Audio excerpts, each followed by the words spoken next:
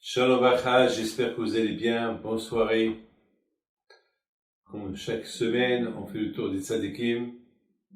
Et ce soir, nous allons partir pèleriner le grand tzadik, Rabbi Shalom Essens, Alav Shalom, qui était le grand rabbin du Maroc. Et en même temps, après qu'il est venu en Israël, il est devenu le grand rabbin de Yerushalayim. Et c'était, bon Hachem, j'ai eu le mérite qu'on était trois attachés l'un à l'autre. Et bon Hachem était venu à la Bar Mitzvah de mon fils Yoel il y a quelques années, il y a peut-être 17, 18 ans, à Paris. Bon Hachem, j'ai des bons souvenirs de lui. Après, je vous raconte une belle histoire que j'ai eue avec lui. Et en même temps, on va aller pèleriner à Bishon Vayahai, en live. La Bishon Vayahai, c'est très important de le pèleriner pendant cette période de Nissan. Vous savez, aujourd'hui, vraiment, c'est un grand zérout même de le pèleriner, même on zoom de loin, mais on sait que c'est direct. Donc, ce pèlerinage est très important. Mes amis, on sent dans l'air Pessah qu'il arrive. Pessah, il arrive.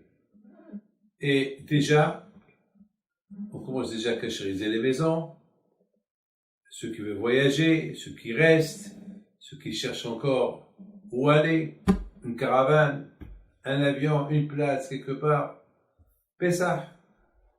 Et mes amis, Pessah, il s'appelle la fête de la Matzah, la fête de la libération. Il s'appelle la fête Pessah. Pessah, c'est du verbe sauter. Mais il s'appelle aussi la fête de la Emouna. La Emouna, c'est la foi. C'est la fête de la foi. Vous savez que la fête de la foi, tout est lié. Tout le judaïsme est lié avec la fête de Pessah. Parce que la fête de Pessah, elle a une importance extraordinaire. C'est une histoire qui s'est passée il y a quelques milliers d'années, il y a 3500 ans, à l'époque des pharaons. Les Juifs, ils étaient esclaves en Égypte, et Hachem, il a envoyé Moshe Rabbeinu pour les libérer, et bien sûr, leur liberté n'était pas aussi facile qu'on peut le penser, c'était très très dur, et Hachem, il a bien puni le pharaon, jusqu'à la fin, le pharaon, il a libéré l'Église d'Israël. Mais c'est une histoire qui s'est passée il y a 3500 ans. Est-ce que nous, on était là-bas? Non. Est-ce qu'on se rappelle? Non.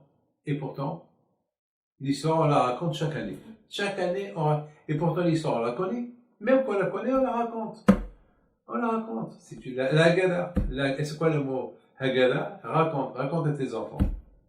Mais mes enfants, c'est pas une histoire que je leur raconte quelque chose que aussi ils ont participé à cette histoire. Ça veut dire, c'est ce qu'on dit dans la Haggadah. On dit, chaque juif, il a l'obligation pendant la fête de Pessah de sentir comme s'il est sorti de l'Égypte. C'est-à-dire, alors comment moi je vais sentir? Je connais pas l'Égypte. C'est comme par exemple si vous me donnez du parfum et vous me dites, Monsieur Pinto, sentez ce parfum, mais il n'y a rien. Alors, vous me donnez un téléphone, vous me dites, sentez le parfum. Faites semblant qu'il y a du parfum, c'est un téléphone parfumé. Mais ça, je sens, il n'y a rien, c'est un mensonge. Alors comment Hachem, il peut nous dire une phrase pareille? Faites semblant que vous êtes sortis de l'Égypte. Alors quoi, c'est pas une vraie histoire que je raconte à mes enfants. C'est pas une vraie histoire, il faut que je raconte une histoire qui est réelle, une histoire qui est juste. Mes amis, c'est ce que je viens de vous dire. La fête de Pessah, on la sent. C'est comme lorsque vous rentrez dans une parfumerie, même si vous n'allez pas asperger le parfum sur vous, le fait déjà que vous êtes dans une parfumerie, le parfum va se coller en vous. lorsqu'on lit l'histoire de Pessah, Mina Shamaim, c'est ça le miracle. Le miracle, il arrive. Quel est le miracle? Eh bien, le miracle, il arrive que, voilà, le parfum de la sortie de l'Égypte, il se colle à toi et tu sens, Bémet, que tu venais de sortir de l'Égypte. Mes amis, c'est ça la Emouna. Vous savez c'est quoi l'Emouna? L'Emouna, c'est celui qui croit. Et c'est celui qui croit, c'est lui le Ben Horim, c'est lui l'homme libre. C'est lui l'homme libre. Vous savez, j'ai eu un petit problème cette semaine, j'ai perdu une enveloppe à la maison. Et maintenant, j'avais un problème. Où je l'ai mis? Dans ma tête, je sais que je l'ai mis dans tel et tel endroit. Alors, j'ai pas été chercher nulle part, j'ai cherché l'endroit où il y avait, où j'ai mis l'enveloppe. Cette enveloppe-là, elle ne m'appartenait pas. Elle appartient aux pauvres. C'est aux pauvres que je devais la rendre. Donc, je ne savais pas. Ma femme me dit, elle ne peut pas aller nulle part. Et ma tête aussi, elle me dit, elle peut aller nulle part. Elle doit être là. Mais voilà, elle doit être là, c'est bien, mais elle n'est pas là. On fait quoi? Un jour, 2 jours, et le vendredi, j'étais en train d'étudier avec un ami, avec qui on étudie chaque matin, chaque jour. Et puis on a été en train d'étudier. Et pendant que l'étude, je pousse un cri. L'enveloppe était sur ma table. Alors, une seconde, attends, je suis aveugle, quoi? L'enveloppe n'était pas là, je la trouve là. C'est quoi? Elle n'était pas là, 3 jours. Je suis dans la même table. Ce qu'il y a, quoi? Et personne ne monte dans ma chambre, personne ne rentre dans ma chambre. Et je suis à la maison du matin au soir, donc c'est pas possible. Comment? Et j'ai pas trop cherché à savoir. Le plus important, je l'ai trouvé. Maintenant, la question se pose, où elle était? Comment elle est venue? Elle n'a pas des pieds, elle n'a pas des mains, comment elle est venue? La prière. Je ne sais pas, je ne veux pas savoir. Je ne veux pas rentrer dans les calculs du bon Dieu. C'est ça l'Emouna. L'Emouna, il ne faut pas rentrer dans les calculs d'Hachem, on ne rentre pas dans ces calculs. Et celui qui rentre dans les calculs d'Hachem, il va pas trouver de réponse. Je voudrais vous dire une chose.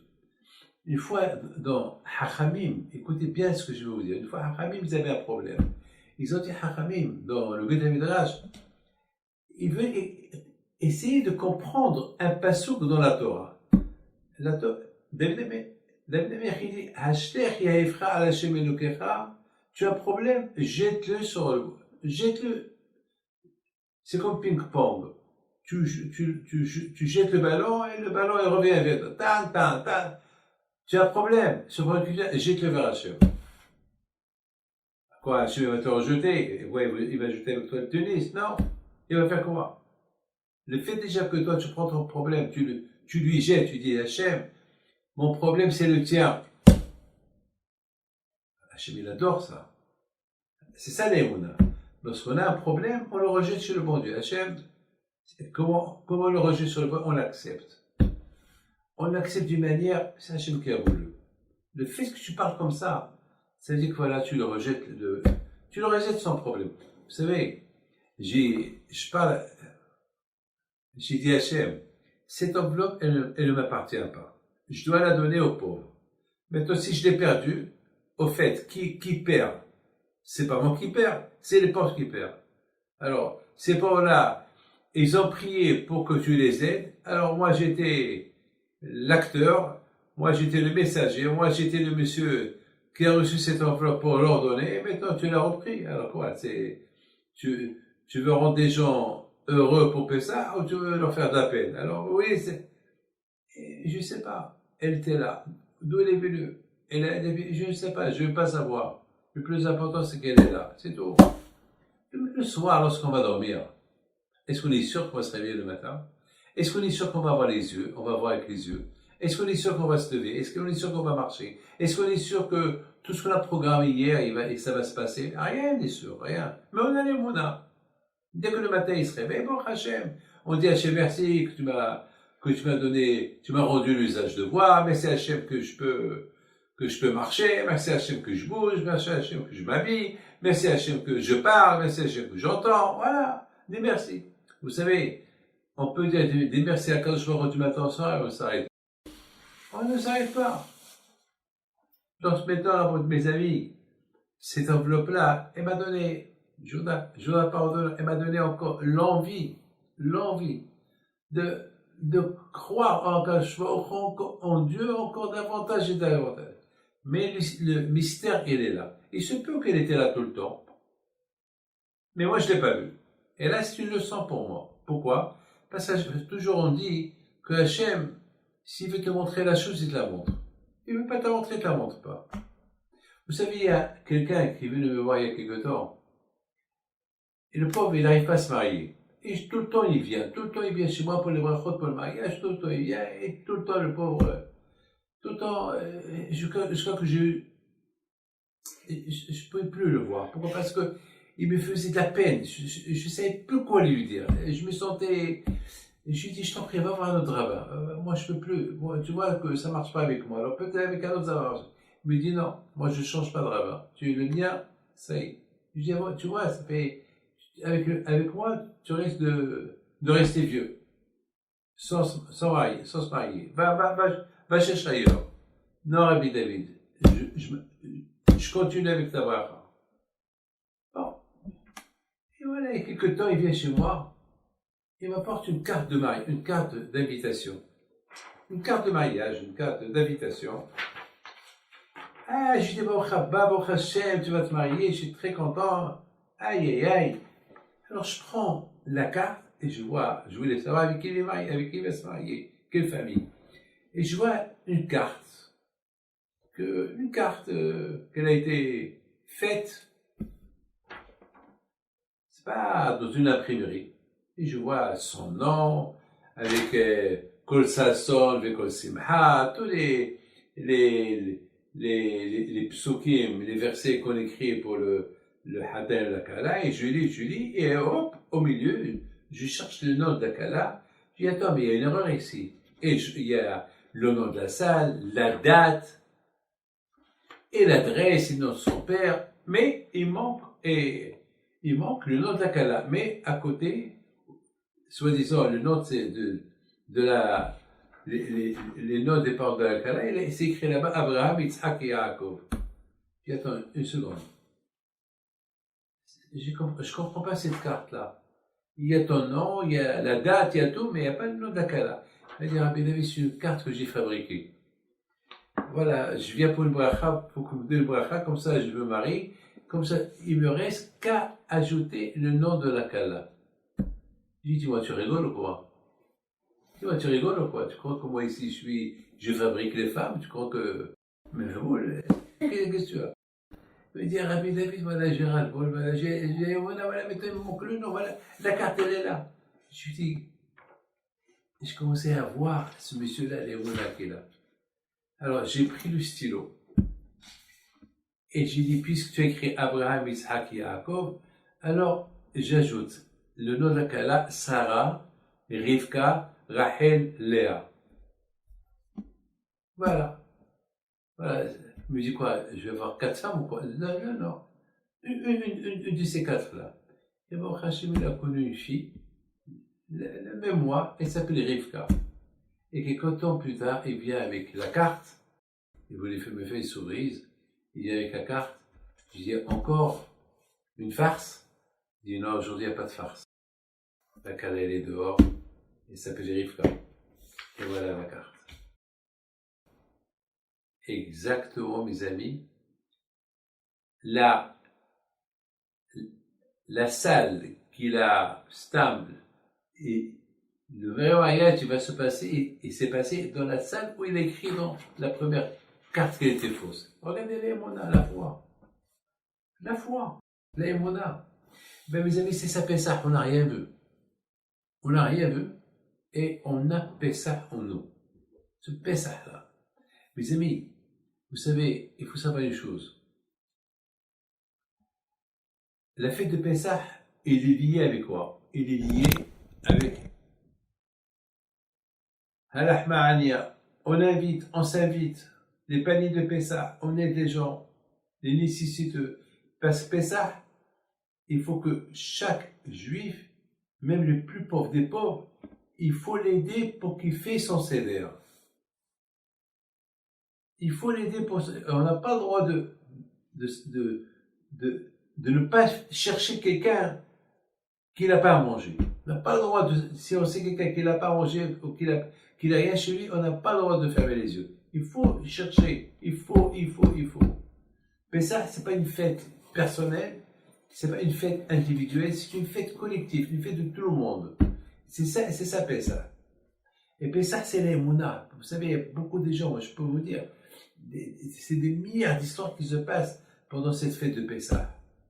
Il y a des gens, celui-là qui n'avait pas les moyens, celui-là, et des histoires.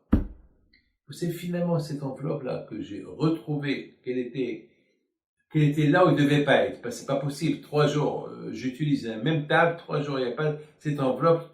3e jour, je la trouve. Mais c'est rien. Je m'en fous d'où elle est venue. Pour moi, elle était là. Et quand je vois il a fait que je ne la vois pas. C'est tout, hein. Vous savez, dans la vie, c'est comme ça. Beaucoup de fois, ça peut vous arriver, vous cherchez une paire de clés, et la clé, elle est dans votre main, vous la cherchez. Et voilà. Et à la fin, votre femme vous dit, mais attends, mais elle est dans ta main. Ah, voilà, je suis fou. Et c'est comme ça. Hachem, c'est le patron. C'est quand je me mais c'est quoi le but d'Hachem? C'est quoi son but? Eh bien, justement, le but d'Hachem, c'est pour montrer, David, tu vois, tu as prié, voilà, tu l'as trouvé. Alors, il faut continuer à prier. Il faut continuer à prier. Vous savez, mes amis, il y a une très belle histoire. Il y avait une histoire que, il y a des choses à apprendre de cette histoire. Il y avait un grand tzaddik qui était à la Shoah, et de là-bas, il est parti, bon, après la Shoah, il est resté vivant, il est parti s'installer en Amérique. Une fois, il est venu en Israël, il est parti voir un ami à lui, un grand tzaddik, pour discuter un peu. Et à un moment donné, c'est une histoire qui date il y a 80 ans. Une fois qu'ils ont terminé leur discussion, donc ils sont descendus en bas, ils attendent un taxi. Parce que lui devait retourner chez sa fille qui habite en Israël. Alors, Rav Shlomo Auerbach, il l'a accompagné. Et puis, il est parti, ils attendent. Alors, Rav Shlomo Auerbach, il a dit au Rav, je vous apporte une chaise pour s'asseoir. Vous n'allez pas rester debout tout le temps parce que le taxi vient. Il n'a pas répondu. Il a apporté une chaise. Il a dit, Rabbi, asseyez-vous. Il a dit, non, moi je ne m'assois pas. Rabbi, asseyez-vous. Non, moi je ne m'assois pas. Mais moi je suis encore jeune. Non, à toi de t'asseoir. Non, moi je ne peux pas m'asseoir. Mais toi tu es une tzaddik.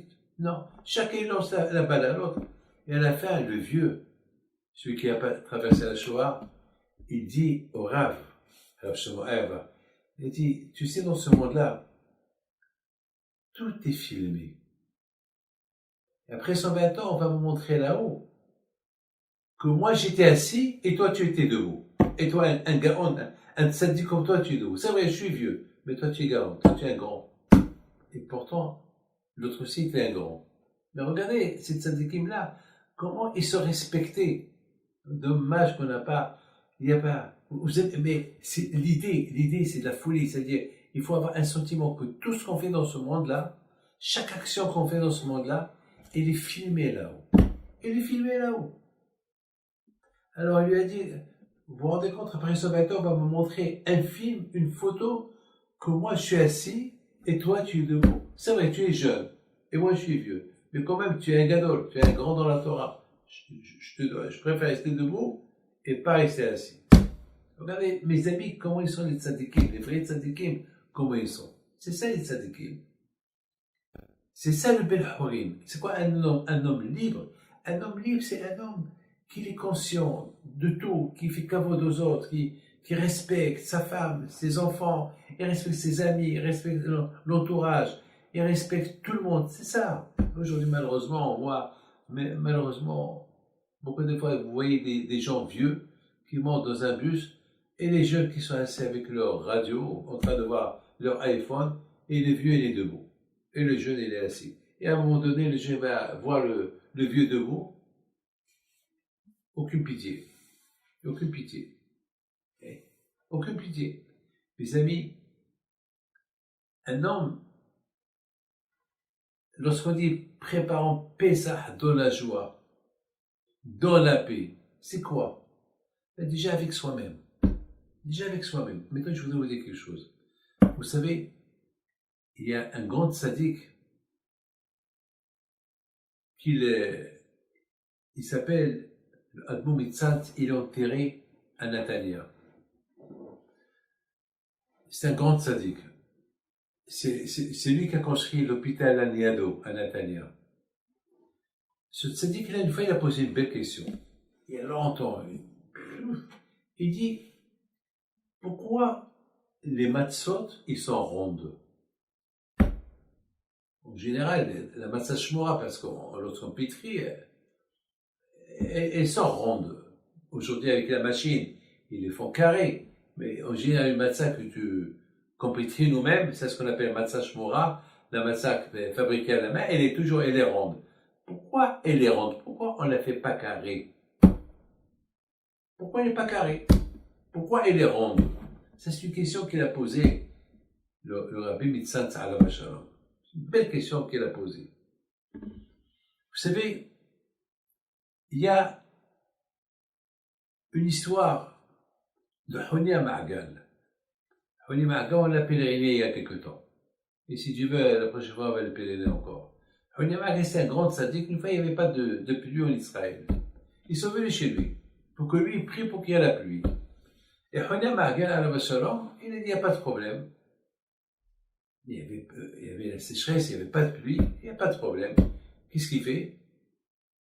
Il sort dans la cour, il faisait chaud, pas de pluie, rien. Il prend sa canne, il fait un rond dans son jardin. Vous savez, le fait qu'il n'y avait pas de pluie, donc la terre était sec, il n'y avait pas d'herbe, il n'y avait rien du tout, il n'y avait que du sable. Il prend la canne, il fait un rond, comme une pièce ronde. Il rentre à l'intérieur du rond qu'il a fait. C'est pour ça qu'on l'appelle Honi à Ma'agal. Ma'agal, Agoul, c'est rond, quelque chose. Il rentre à l'intérieur, il dit à Hachem, il jure avec le nom d'Hachem qu'il ne sort pas de ce rond qu'il a fait avec sa canne. Il a gravé un grand par terre. Je ne sors pas d'ici jusqu'à qu'il y ait la pluie. Les amis, vous savez que Hachamim, ils étaient beaucoup en colère contre lui. Hein. Ils étaient beaucoup en colère. Vous savez pourquoi? Parce qu'on ne jure pas avec le nom de Dieu comme ça. Et s'il ne pleut pas, alors il a juré pour rien. Attends, on n'a pas le droit de jurer. Il a juré, il a dit, je jure par ton nom que je ne quitte pas ce rang-là, ce rang que j'ai fait par terre jusqu'à qu'il y ait la pluie. Hachamim, ils étaient en colère. Bon, mais Hachamim, ils n'ont pas osé lui dire. Mes amis, et voilà la pluie, elle a commencé à tomber. Et il y avait une pluie, vraiment. Je crois qu'il a dit à Hachem, je ne t'ai pas demandé une pluie comme ça, j'ai une pluie douce, une pluie normale. Il n'a pas quitté le rang jusqu'à sa prière a été acceptée. Je vous pose une question. Mais pourquoi il a pris ce risque-là? Il a juré. Pourquoi il a juré? Attends, mon grand-père avait Pito et Essaouira. Beaucoup des fois, à son époque, Pito le Grand qui est enterré à Essaouira, beaucoup des fois, il n'y avait pas la pluie au Maroc. Et réunissait toute la ville, juifs et arabes, et musulmans, tout le monde, et à la venue, on va tous prier. On va prier au bon Dieu qu'il y ait la pluie. Et lui, à la Shalom, il se mettait, et les gens, ils étaient certains, ils savaient que lorsqu'ils priaient à Pito, la pluie va tomber. Mais il n'a jamais juré. Il prie. On a beaucoup des histoires des tzadikim qu'ils ont prié pour la pluie, et la pluie est tombée. Mais ils ne vont pas jurer. Attends. Vous voyez, une fois, j'avais besoin d'un taxi. J'étais à Casablanca. Et je devais aller à l'aéroport. Et je me suis trompé d'heure. Et après, j'étais en panique. Et j'étais chez mon Balabaïd, que Dieu repose son âme en paix, Bar de Shekina pour Alav Shalom. J'étais chez lui. Et je devais partir, mais maintenant c'est trop tard. À cette époque, Mardochée Knafou, il savait pas conduire. Jamais il a conduit, c'est toujours sa femme qui l'a conduit ou c'est un chauffeur. Donc j'avais un problème. Comment je vais faire? Pour moi, c'est fini. À l'époque, pour trouver, c'était un jour oui, un jour non, les avions. Donc comment j'allais faire? Je savais pas quoi faire. J'ai dit à Kadosh Baruch Hu, j'ai prié, vraiment, j'ai senti la prière. J'ai dit à Kadosh Baruch Hu, tu vas pas me laisser tomber. Je vais descendre et je vais trouver un taxi. À l'époque, il n'y avait pas beaucoup de taxis, il y avait les petits taxis. Il ne peut pas te prendre à l'aéroport, il fallait les grands taxis. Il n'y a que les grands taxis qui peuvent te prendre à l'aéroport. Et comment? À l'époque, il n'y avait pas de téléphone. Monsieur Canafo aussi, ils n'avaient pas de téléphone. Qui avait le téléphone? Il faut être, je sais pas, le téléphone n'était pas il y a 40 ans, 42 ans de cette histoire. Donc, je suis descendu avec la prière, avec Hachem. Je ne veux pas rater l'avion et je veux un taxi. Et voilà, je descends en bas. Vous voyez pas un taxi blanc, un grand taxi qui passe? En général, ces grands taxis-là, c'est une rue que il ne devait pas y passer. C'était la rue Rachel. La rue Rachel, c'est alors désolé, par là-bas, il ne passe pas les taxis. C'est pas l'endroit où il y a des taxis. C'est pas l'endroit où les grands taxis blancs ils passent. C'est pas possible. C'est pas possible. Alors, je l'appelle. Il me dit, l'aéroport? Je dis oui. Là, monte. Pendant tout le temps, j'ai pas parlé. Et il roulait vite. Il me dit, vous allez à Paris? Je dis oui. Ah, vous prenez l'avion de 3 heures? Je dis oui. Je n'ai pas répondu. Il m'a dit, ben justement, je devais prendre quelqu'un, et il n'est pas descendu. Je devais prendre quelqu'un à l'aéroport ça fait une demi-heure. Je lui dis, mais il habite où ce monsieur? Il m'a dit, mais il habite à la rue des Anglais. Je lui dis, mais la rue des Anglais, c'est à 6 minutes d'ici. Mais pourquoi vous êtes passé par là? Il me dit, oh là, je ne sais pas. Je ne sais pas. Je dis, vous savez, je suis musulman, je suis juif. J'ai prié au bon Dieu. J'ai prié un autre Dieu pour qu'il m'envoie, pour qu'il vous envoie chez moi. C'est des choses qu'on ne peut pas comprendre. C'est ça la bataille, c'est des choses qu'on ne peut pas comprendre. Léona, la bataille, écoutez bien. Hunem Agal à la Bashalom, lui était convaincu que sa prière, elle n'allait pas être refusée dans le ciel. S'il a fait ce qu'il a fait, c'est parce qu'il a fait pour le bien des autres. Parce qu'il y a des gens qui ont soif, il y a des gens qui n'ont pas quoi boire. Alors il a juré, il a risqué sa vie, c'est vrai, il aurait pu mourir. Nous, on n'est pas capable de faire ce qu'il a fait lui. Est-ce que moi je peux faire jurer le bon Dieu, envoie-moi un taxi? Non, j'aurais peur. Mais pas lui. Lui était certain, parce que lui était émet, il était vrai. Il faut être lui pour faire ce qu'il a fait. C'est vrai, il a pris un gros risque. Mais le risque qu'il a fait, il a dit à Hachem, je sais ce que je fais, c'est pas bien. Mais je le fais. Les gens en soif, je préfère que je meure et eux, ils restent vivants. Comme ça il s'est dit. Je préfère, mais au moins que Honemaga, il soit capable pour tout le monde, il a pris un gros risque, comme Aaron. Lorsque les Juifs, ils ont dit à Aaron, fais-nous le veau d'or, Aaron, au départ, il a dit non. Mais après, il a vu qu'ils allaient le tuer, il a commencé à réfléchir. Si je le refais, c'est moi qui vais prendre la faute. Mais si je ne le fais pas, ils vont me tuer. Alors je fais quoi? Et s'il me tue, le bon Dieu va les punir. Il va punir des milliers. Alors il a dit, je préfère que je le refais et que le bon Dieu, il va m'accuser à moi. Il va me punir et pas eux. Ça, c'est ça, Pessah. Pessah, c'est pareil que je pense qu'à moi. Pessah, je pense à tout le monde. Je suis pas le seul qui fête Pessah. Il faut qu'on arrive à comprendre que on n'est pas les seuls qui fêtent Pessah. Il y a d'autres qui fêtent Pessah, mais ils n'ont pas de quoi fêter Pessah. Et c'est ça, mes amis. Lorsqu'on dit préparons Pessah ensemble, c'est pas que moi et lui et elle ensemble. Mais ensemble, c'est impossible. L'autre, il n'a pas les moyens. Alors, je vais le mettre avec moi. Je vais partager avec lui. Dans la paix. C'est-à-dire que, il y a Pessah aussi, lorsque les Israël, ils ont quitté l'Égypte, ils étaient tous dans la paix, tous dans la simha. Mais vous comprenez très bien, c'est quoi? Le symbole de la matzah ronde, le symbole, ça veut dire, c'est réuni. Vous savez, une fois, j'avais un gros problème. Parce que j'allais inviter quelques rabbins quelque part, je ne peux pas vous dire où, parce qu'il y avait des problèmes,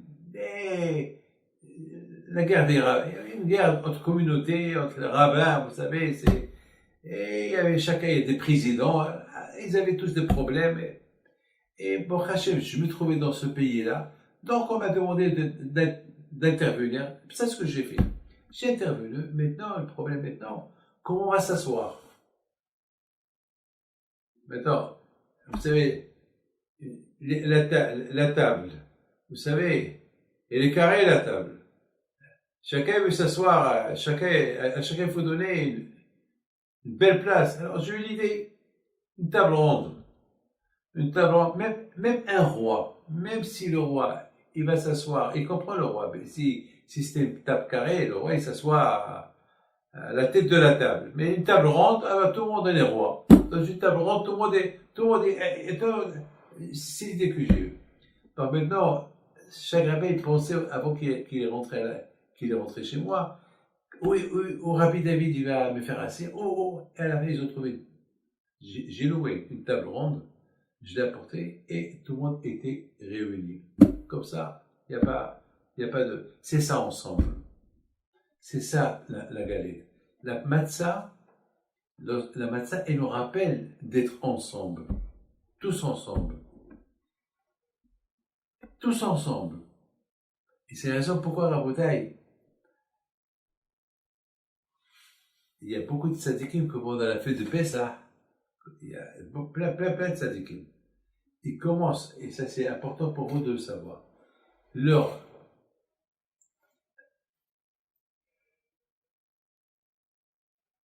ils commencent leur programme de toute l'année. Maintenant, vous allez croire que chacun il commence son programme à Shavuot, à Rosh Hashanah. Il y a beaucoup de tzadikim qui préparent le programme à Pessah. Le programme de toute l'année à Pessah. Pourquoi? Pourquoi Pessah? Pourquoi? Si c'est un programme spirituel, alors c'est à Rosh Hashanah. N'oubliez pas que Rosh Hashanah, Rosh, c'est la tête. Et la tête, elle est ronde. Alors, Rosh Hashanah. Ou à Shavuot. Ou à Sukkot. Pourquoi Pessah? Ben, mes amis, pourquoi Pessah? Parce que Pessah, c'est le jour que nous avons été libérés de l'Égypte. C'est là où l'homme, il a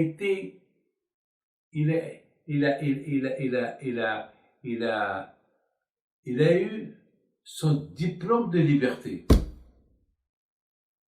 Le diplôme de sa libération, il est venu à Pessah. À Pessah. Et c'est la raison, la bouteille, que à partir de Pessah, ces tzadikim-là, ils commencent leur programme spirituel pour toute l'année. De Pessah à Pessah. Rond. Comme la galette. Ça veut dire, ils savent. Comme Rav Haïb Kanivski, Shalita, un grand tzadik, très âgé. Toute l'année, il étudie toute la Torah pendant toute l'année. Et il a un programme chargé de Pessah à Pessah. De Pessah à Pessah. Pourquoi? Parce que le but de la sortie de l'Égypte, c'était pour la Torah.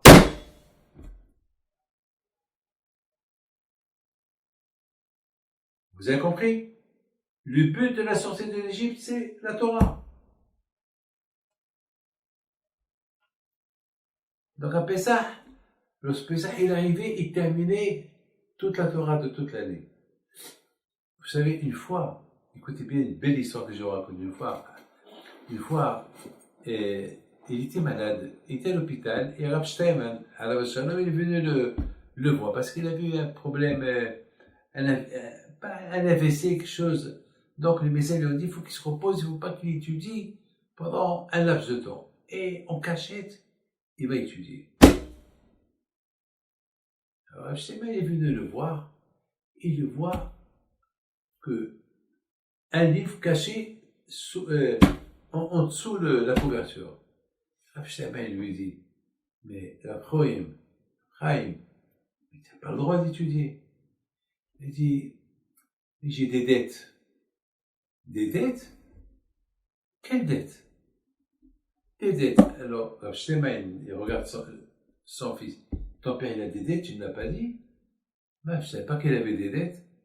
Alors, tout le monde demande à Chaim, des dettes. Il dit, ben, ça fait une semaine que je suis à l'hôpital. J'ai des dettes, des pages de Torah que je n'ai pas étudiées. Je dois à Kadosh Baruch Hu une quarantaine de pages. Regardez, c'est quoi les dettes? Vous imaginez, c'est quoi une quarantaine? 40, 60, 70, 80 pages. C'est de la folie, c'est de la folie. Ah ben, c'est ça, raconter la fête de Pessah. La fête de Pessah, c'est la fête. Préparons ensemble. Préparons Pessah ensemble. Chacun il aide l'autre.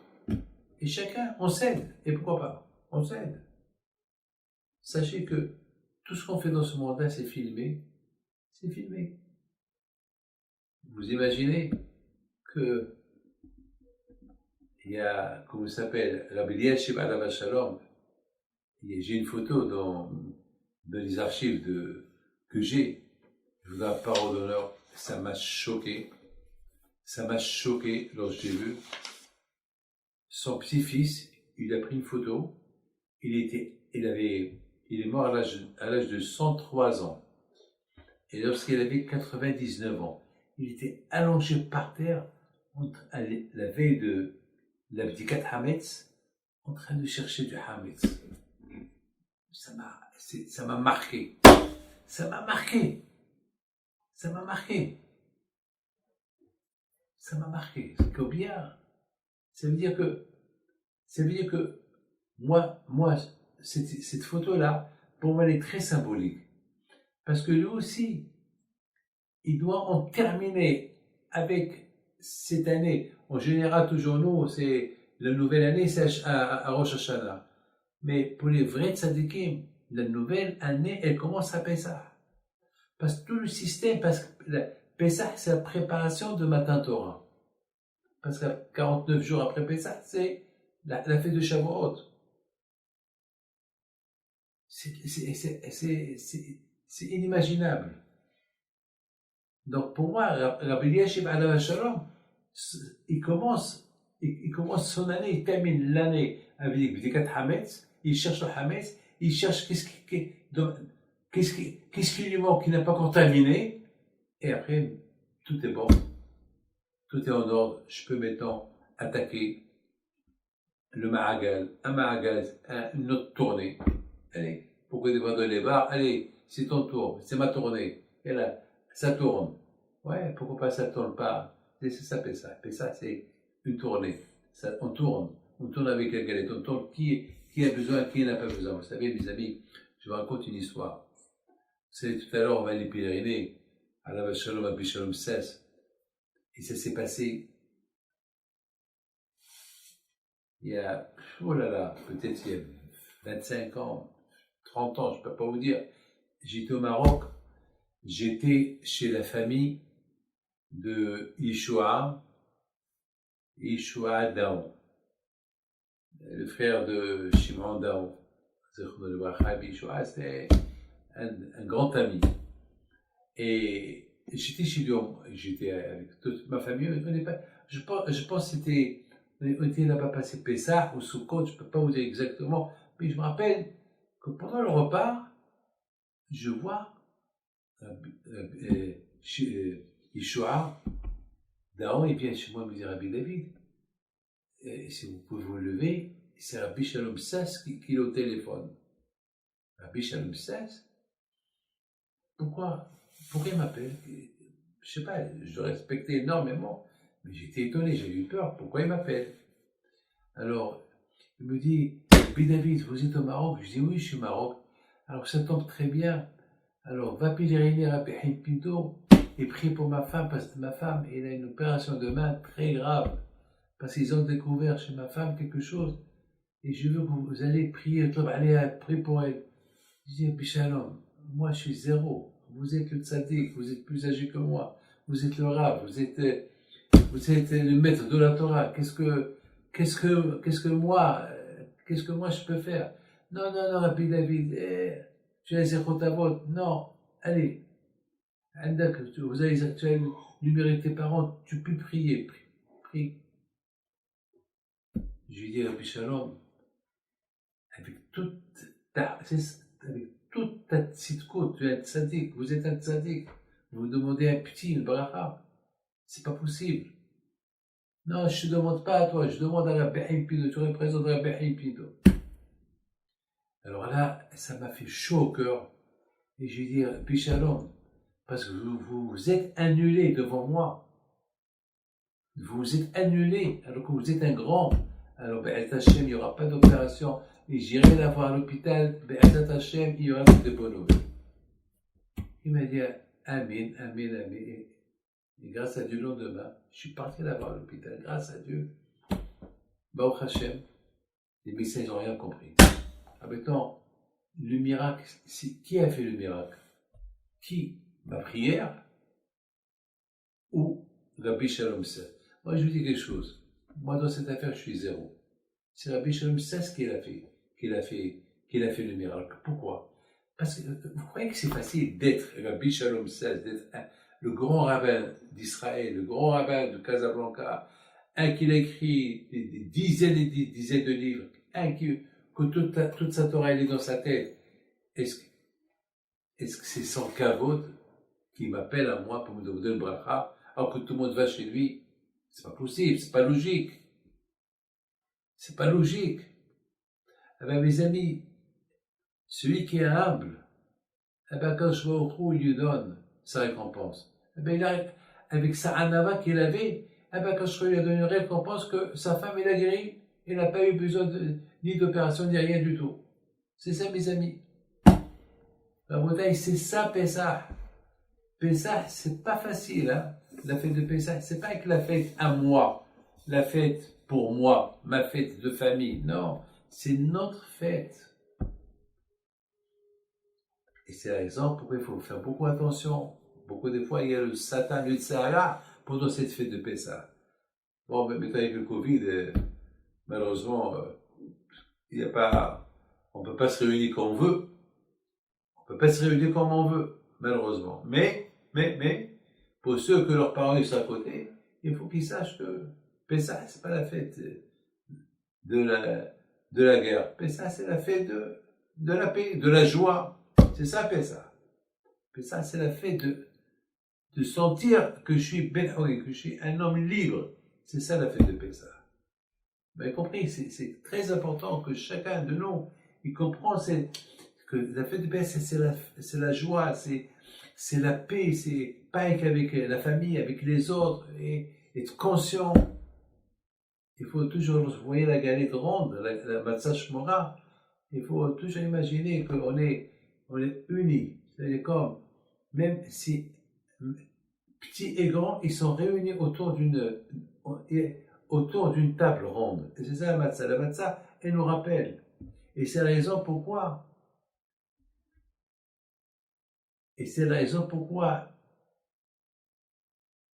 Lorsqu'Aaron, ils l'ont menacé de le tuer s'il leur fait pas le veau d'or, lui, il savait pas qu'il allait sortir un veau.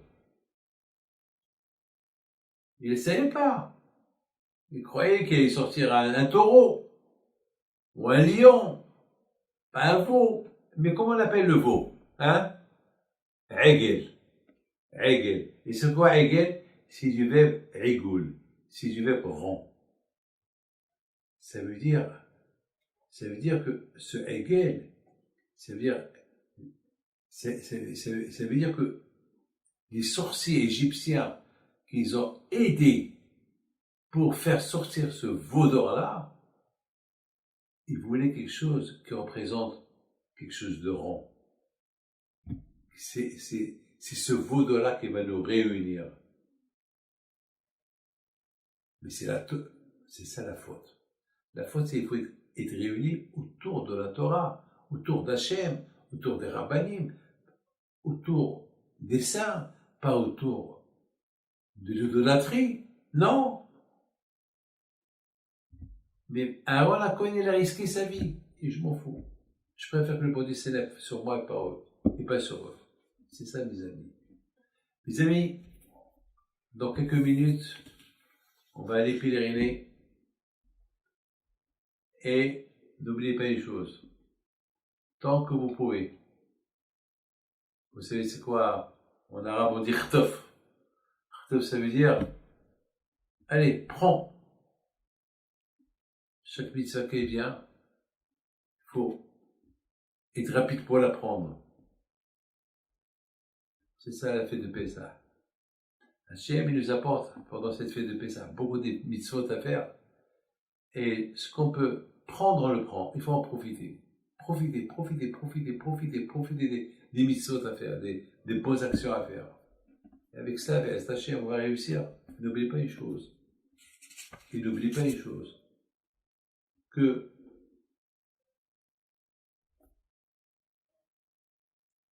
Be'ezat Hachem,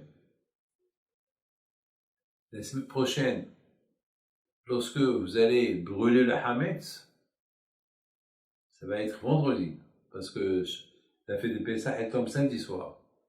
Donc vous allez brûler le Hametz le vendredi. Et pendant que vous allez brûler le Hametz le vendredi, il y a quelque chose à penser. Toutes les fautes que j'ai faites, je les brûle avec.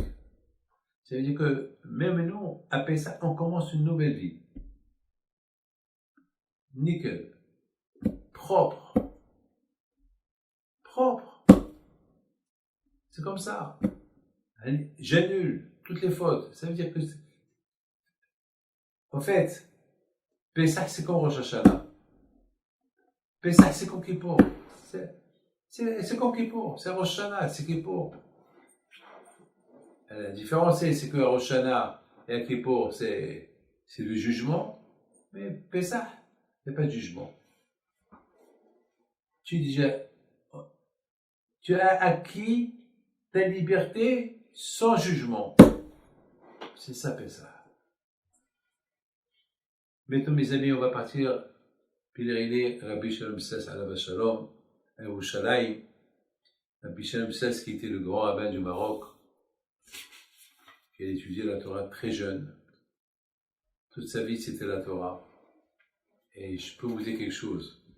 Dans son livre, un de ses livres, il écrit dans la préface de ses livres, il dit que David Amelech alav Shalom, alors, il faut savoir qu'autour de Rabbi Shalom Sas alav Shalom, voilà, vous êtes en direct, il y a sa femme, זיכרונה לברכה, qui est à côté de lui.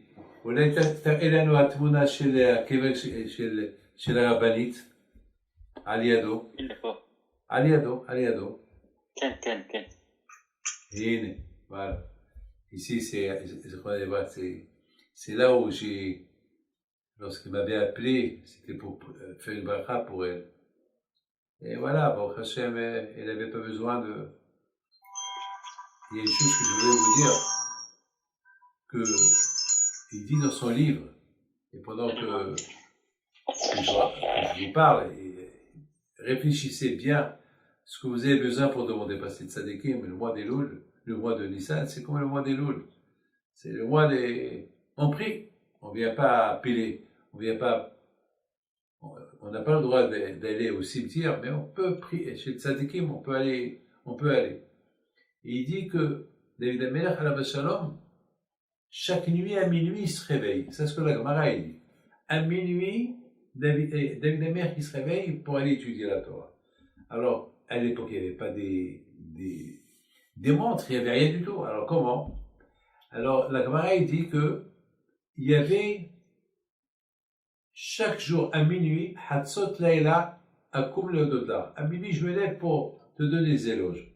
Alors, la question est, mais comment il se réveille à minuit exact? Alors, il avait sa guitare, son harpe. Il accrochait, et à minuit, il y avait un petit vent qui rentrait par la fenêtre, et ce vent-là, il bougeait la guitare, et voilà, il va se réveiller. Alors, Bichalom Sess, il pose une question, il dit, c'est grave. C'est comment on peut expliquer ça, quoi? C'est Rouat, c'est folie, un vent, il venait, mais attends, mais c'est pas possible, parce que beaucoup de fois à Jérusalem, parce que David Amelech, son palais était à Jérusalem, et je peux vous dire qu'à Jérusalem, en été, lorsqu'il fait chaud, alors il fait très très chaud. Alors comment est-ce possible que chaque nuit, il vient comme été? Comment? C'est la question qu'il pose à Bichalom Sess. Bon, vous allez me dire, bon, il y avait un miracle. Non, il n'y a pas de miracle ici. Ici, il n'y a pas de miracle. Bichalom Sess, il dit non, ici, il n'y avait pas de miracle. Et il donne une belle réponse. Il dit que lorsque quelqu'un il veut faire une mitzvah, il crée un malach, il crée un ange, jusqu'à qu'il termine cette mitzvah. Depuis le départ jusqu'à la fin. Cet ange-là est avec lui jusqu'à qu'il termine la mitzvah. Alors il dit comme ça. Il dit que David Amelech alav shalom, chaque nuit, il veut se lever à minuit et étudier. Alors le fait qu'il a une bonne pensée, il veut se lever à minuit, il veut étudier, alors il crée un malach. Et c'est ce malach-là qui le réveille. Les amis, lorsque nous, on veut faire une mitzvah, depuis le moment, le début qu'on commence à faire une mitzvah, alors, ça y est, le malach est déjà né. Et au fur et à mesure qu'on fait la mitzvah, le malach il se complète jusqu'à qu'il se complète complètement. Il y a ce qu'on appelle le début de la mitzvah, au milieu de la mitzvah, la fin de la mitzvah, l'accomplissement de la mitzvah. Donc, on va dire Pessah. Pessah qui commence depuis maintenant. C'est pareil que, il peut se mettre, parce que dès qu'on commence à penser, à commencer à faire comment ça s'appelle, les mitzvot, à préparer Pessah, et ça y est, on crée des malachim qui nous aident jusqu'à la fin. Vous savez, tout à l'heure, j'étais au Yerushalayim, et je ne peux pas vous dire le nom, parce que je respecte le monsieur. Il y a ce monsieur-là à qui j'ai donné une canne de Baal Shem Tov. Vous savez, à Baal Shem Tov, il y a là-bas des petits magasins, ils vendent des cannes, des petits souvenirs. Alors j'avais acheté là-bas une canne, je l'ai fait pèleriner sur Baal Shem Tov. Après, je l'ai fait pèleriner chez Rabbi Haim Pito, je l'ai fait pèleriner dans tous les tzadikim. Et j'ai donné à ce monsieur-là. Je lui ai donné. Alors, ce monsieur-là, chaque fois que je lui dis, alors, la canne, tu l'as accrochée, comme je t'avais dit où l'accrocher? Il me dit, je vais l'accrocher. Dans son bureau, il devait l'accrocher. Voilà, un matin, il rentre au bureau, il trouve la canne qui était accrochée sur le mur. Donc, il a cru que c'est ses enfants qui l'ont fait. Il a cru que c'est sa femme qui l'a fait. Bof. Jusqu'à maintenant, c'est le mystère. Cette canne, on ne sait pas comment elle a été accrochée. Alors, vous allez dire, Rabbi David, on raconte des bêtises. Eh bien, je vais vous dire, prenez mes histoires comme vous voulez. Est-ce que vous croyez qu'il y a eu les Juifs ont traversé la mer? Vous allez me dire oui. Eh bien, mes amis, les tzadikim, ils sont comme ça. Les tzadikim, ils sont comme ça. Les tzadikim, ils sont comme ça. Les tzadikim, ils ont cette force-là. Ce que nous, on oublie de faire, eux nous rappellent de faire. Ou la chose elle se fait d'elle-même. Mes amis, que les écoutes de Rabbi Shalom Sess alav shalom et la rabbinite, Quand je vois au il vous protège, vous donne bracha betzah. Sachez bien, il était, avant, parfois, il dormait pas. Des nuits et des nuits pour répondre à des questions. Il était expert et champion dans tout ce qui est mamzerout. Les garçons, est-ce qu'ils sont bâtards, est-ce qu'ils sont pas bâtards. Il était expert. Le bon Dieu lui a donné une chorma que même Rabbi Youssef alav shalom, que Be'ez Hashem bientôt, c'est les élections et Be'ez Hashem, que le bon Dieu aide le parti chasse pour réussir Be'ez Hashem, et ceux qui m'écoutent, qu'ils n'oublient pas de voter pour eux Be'ez Hashem. Même Rabbi Youssef alav shalom, beaucoup de fois, lui aussi recevait beaucoup de questions, eh ben, il ne pouvait pas tout répondre. Il va les envoyer chez Rabbi Shalom Messès pour les répondre. Et même Rabbi Shalom Messès, beaucoup de fois, il y avait des cas très graves. Alors lui aussi consultait, Rabbi Youssef, les deux se consultaient, ils étaient les deux des géants de la Torah. Mais ce que j'adore chez Rabbi Shalom Messès, c'est que lui, il est très très fort lorsqu'il pense quelque chose dans la Torah, eh ben, il n'est pas prêt à se soumettre à aucune réponse, sauf si on lui a pas de preuves. Ça, il avait un courage extraordinaire. Et n'oubliez pas une chose, beaucoup de fois, il oubliait de manger. Et la rabbinite de sa femme, elle le rappelle, et lui dit, et puis Shalom, tu n'as pas mangé, ça fait 2 jours que tu n'as pas mangé. Il oublie.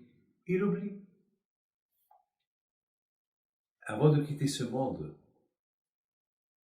il a répondu, il avait un gros problème pour donner la permission à une femme de se marier. Parce que cette femme était agona, son mari a disparu, on ne sait pas, et vous savez, une femme qui n'a pas le guet, elle n'a pas le divorce, elle ne peut pas se marier avec un autre. Mais cette femme-là, la pauvre, son mari, on ne sait pas, est-ce qu'il est mort, il est vivant. Et le pauvre, il est resté des jours et des jours pour essayer de répondre. Et à la fin, il a donné la réponse favorable que cette femme, elle pouvait se marier, et il est décédé. À la Shalom. Que son zérout soit avec vous. Maintenant, à côté de lui, Liado al-Tzadik, Rabbi, c'est de la Tunisie, Rabbi Moshe Khalfon HaKohen alav shalom. Voilà, c'est des tzadikim de la Tunisie. Ils ont rapatrié du Maroc, de la Tunisie, pas via le Maroc, bien sûr, direct, peut-être via la France, et que c'est un grand tzadik alav shalom. Il avait 16 ans qu'il a quitté ce monde. Tzadik qui sont dans l'âme, lui aussi. Voilà, Baruch Hashem, il a été enterré à côté de notre Rav Rabbi Shalom alav shalom. Mais Liado, à côté de lui, הרב שרבני, אפשר לקחת אותנו אצל רבי ניסים רביבו, בבקשה? אצל מי? רבי ניסים רביבו, אחורה. מכיר או לא מכיר? שנייה, אני בודק הרב, שנייה. זאת צריך, זה אחורה. Alors, Rabbi Nissim Rביבו alav shalom, c'était mon ami, un grand dayan, le grand rabbin de Paris. Il est décédé très jeune. C'est pas l'autre ça, il était très jeune, 52 ans, le pauvre. Mais toute la Torah était dans sa tête. Mais mes amis, maintenant, on va partir chez Rabbi Shimon Bar Yochai. תודה רבה רב שרבני, שהקדוש ברוך הוא ייתן לך זרע של קיימא. Amen, amen, amen. Que Hachem lui donne des enfants si Dieu veut. Amen. Maintenant, on va aller chez Rabbi Shimon Bar Yochai, et là, il faut prier. Et là aussi, il faut prier quand vous avez prié ici, chez Rabbi Shalom, alav shalom.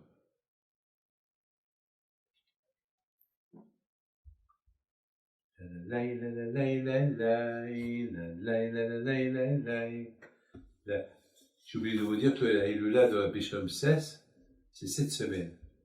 Et alors j'ai décidé à aller pédaler Rabbi Shalom cesse, je ne savais pas, j'ai complètement oublié. on est au sous-sol de Rabbi Shimon Bar Yochai. Eh oui, eh oui. C'est exactement là où il est enterré. Parce qu'en haut, c'est sa tombe, mais c'est que sa tombe, mais c'est en bas. Ici, c'est pas tout le monde qui peut rentrer ici. Pas tout le monde. Ici, il faut avoir, il faut avoir des connaissances, voilà. À toi, ouais, tous ces bougies allumées, c'est des gens qui font des grosses donations pour avoir une veilleuse là-bas, et c'est allumé 24 heures sur 24, tout le temps. Ils achètent la place pour toute l'année, avoir là-bas une bougie allumée. Et avec cet argent-là, je ne sais pas ce qu'ils font avec, mais certainement, ils font des bonnes choses avec. Ici, Rabbi Shimon, vous savez que c'est Rabbi Shimon Bar Yochai, écoutez bien, il dit Rabbi Shimon Bar Yochai, tout d'abord, priez, mais écoutez ce que je vais vous dire. Il dit Rabbi Shimon Bar Yochai que la veille de Pessah, HaKadosh Baruch Hu, il dit aux Malachim, aux anges, allez-y voir qu'est-ce qu'ils font mes enfants. Allez-y voir. Ils vont descendre, ils voient dans chaque maison, il y a la joie. Dans chaque maison, on lit la Haggadah. Et dans chaque maison, il y a la joie, il y a la belle vaisselle, il y a tout le monde est bien attablé. Alors, ils montent chez Hachem, ils disent à Hachem, alors, il leur dit à Hachem, qu'est-ce que vous avez vu? Et Hachem, il va leur dire, et ils vont dire à Hachem, on est descendu, on a vu toutes les maisons, elles sont bien décorées, les assiettes en argent, bababa. Et Akadosh Baruch Hu, il dit, tu vois, vous voyez comment mes enfants, ils ont rien vu, ils ont cette émona. Alors maintenant, je vous pose une question, cette émona, elle vient d'où? Cette émona, elle vient d'où? Maintenant, je pose cette question, mais d'où elle vient? D'où on l'a fabriquée? Quelqu'un qui a de l'argent dans sa poche, dans ses mains. Ici, qu'il a de l'argent. Quelqu'un qui est en prison. Est-ce qu'il sait qu'il est libre? Non, il sait qu'il est en prison.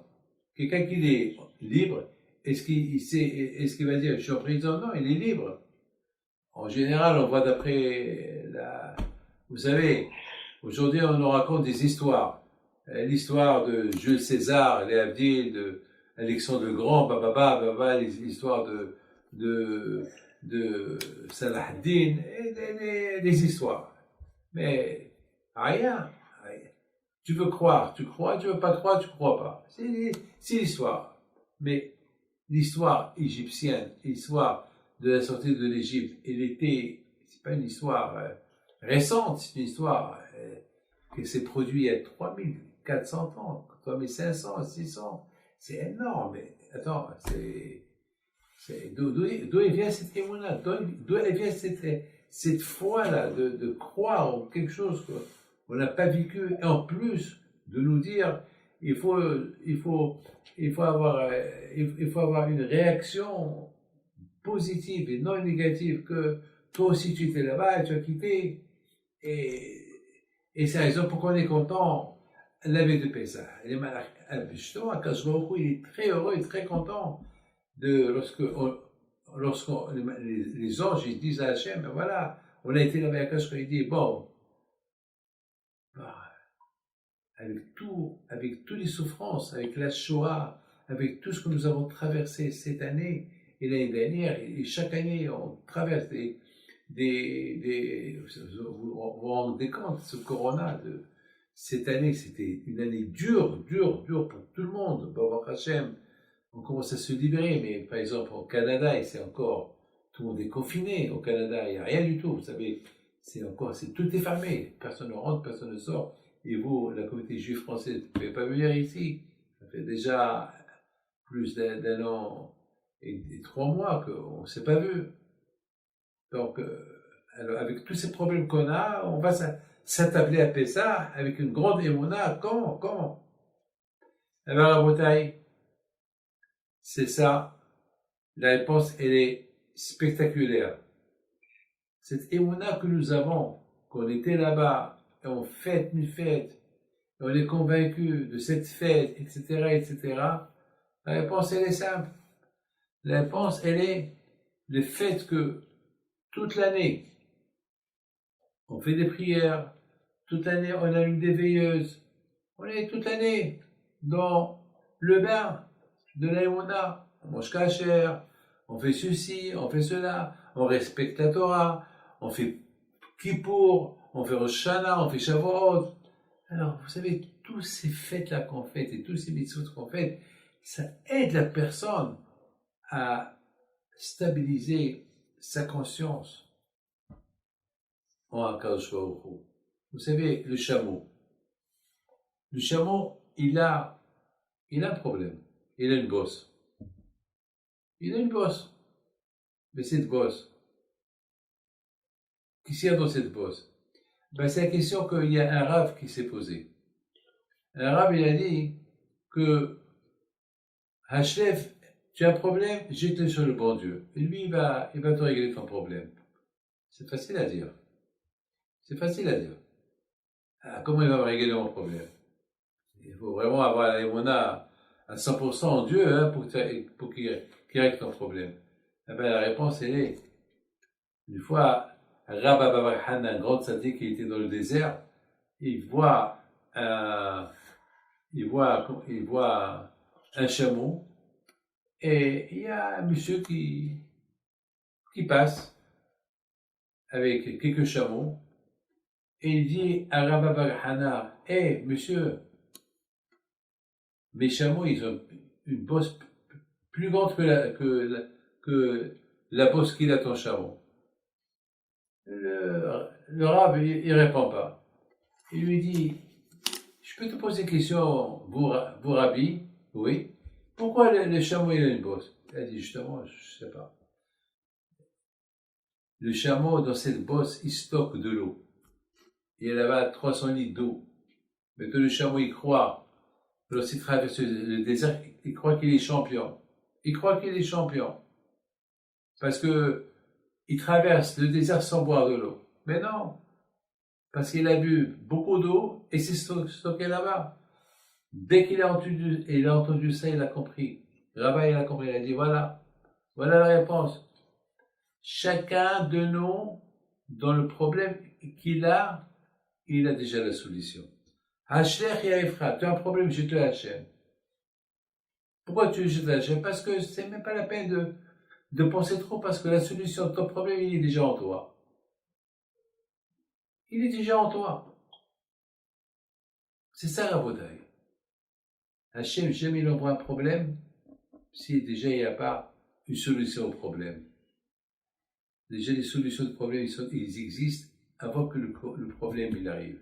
Avant que le corona il est venu, déjà il y avait déjà des scientifiques qui travaillaient sur le vaccin du corona, sans qu'ils savent qu'est-ce qui va arriver. Mes amis, n'oubliez pas une chose. Et n'oubliez pas une chose. Baruch Hashem, aucun juif ne s'est posé cette question. Aucun. Comment j'ai cette émona que j'ai quitté l'Égypte? Il l'a, c'est tout. Il l'a. La solution, elle est en lui. Il l'a. Ça n'existe pas. Des questions comme ça, on ne les pose pas. Vous savez, il y a une femme qui vient me voir, et c'était en Amérique, il y a longtemps. Elle vient me dire, Rabbi David, cette année-là, j'ai envie de faire un Pessah kasher. Je dis, pourquoi madame, je vous connais depuis longtemps, pourquoi les Pessah que vous faites, c'est pas kasher? Il me dit, non, beaucoup des fois, je fais pas trop attention, mais cette année, j'ai envie de le faire. Je dis, pourquoi? Pourquoi cette année? Qu'est-ce qui se passe? Pourquoi? Vous savez, c'était quoi sa réponse? Il me dit, j'ai vu un enfant, comme ça, elle me dit, vous savez qu'il y a des magasins judaïques, des magasins qui vendent des livres de Torah, des mezuzot, des talit, en Amérique judaïque. Il dit, j'ai vu un enfant qui a dit à sa mère, maman, et, mami, baille mes agada, mami, achète-moi une agada avec des photos, mami.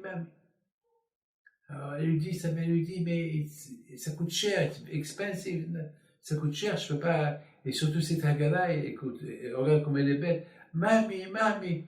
Alors, cette femme-là, elle me raconte, hein, elle me dit que je suis parti chez la femme, je dis, Madame, qu'est-ce qu'il veut votre fils? Il veut cette Haggadah, mais elle coûte cher, je peux pas lui acheter, elle coûte cher.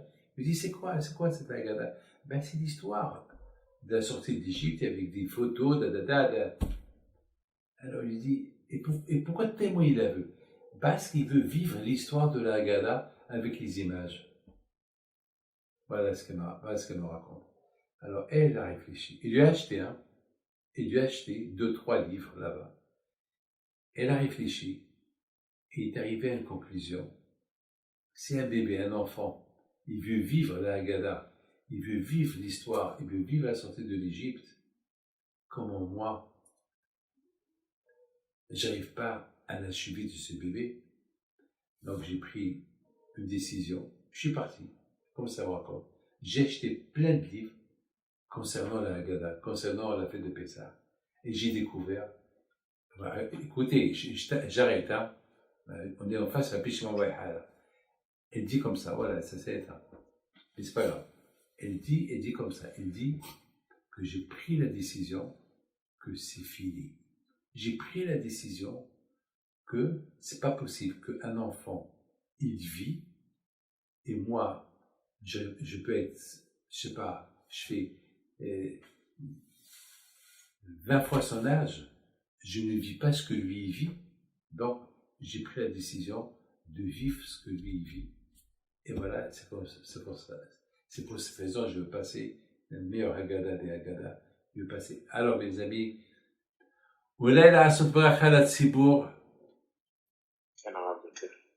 maintenant, voilà, il va vous faire une bracha pour vous tous. Comme ça, vous allez vivre la fête de Pessah. Vous allez vivre avec tous les tzadikim, Rabbi Hazar, son fils. Vous allez vivre avec Rabbi Shalom Sess, Rabbi Khalfon, Alav Shalom, Moshe Khalfon, Akohen, et tous les tzadikim. אז אנחנו נדליק את הנר ונברך את כולם, כן? כן, תברך.